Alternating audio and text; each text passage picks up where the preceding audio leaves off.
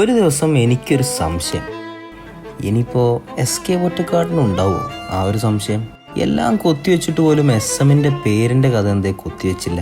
ഇനിയിപ്പോൾ ഇക്കാണുന്നവർക്കും ഉണ്ടാവുമോ ആ ഒരു സംശയം? ഇതിന് കുറച്ചു കാലം മുന്നേക്ക് കയറി നോക്കേണ്ടി വരും. SM street, south market.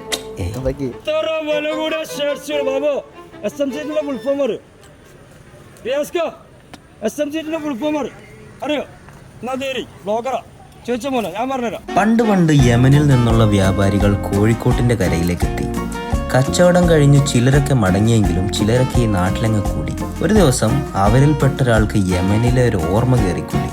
ഒരു രുചി, ഹൽവ, നെയ്യിൽ തീർത്തതും മധുരമുള്ളതും ചൂടുള്ളതുമായൊന്ന്. അവനൊരു നാട്ടിൻപുറത്തെ പാചകക്കാരനെ കണ്ടെത്തി നെയ്യിന് പകരം വെളിച്ചെണ്ണ കൊണ്ട് അവരൊരു പുതിയ ഐറ്റം ഉണ്ടാക്കി, കോഴിക്കോടിന്റെ സ്വന്തം ഹൽവ. അങ്ങനെ നാട്ടിലെങ്ങും ഹൽവയ്ക്ക് ഫാൻസായി. ഇത് ബോധിച്ച സാമൂതിരി രാജാവ് ഗുജറാത്തിൽ നിന്ന് ഹൽവയുടെ ഉസ്താദന്മാരെ വരുത്തി വെറൈറ്റി ഹൽവകൾ ഉണ്ടാക്കി. ബ്രിട്ടീഷുകാർ വന്ന ഹൽവയെ കാണാൻ ഇറച്ചി പോലെയുള്ളതുകൊണ്ട് അതിനൊരു പേരും സംഭവിച്ചു.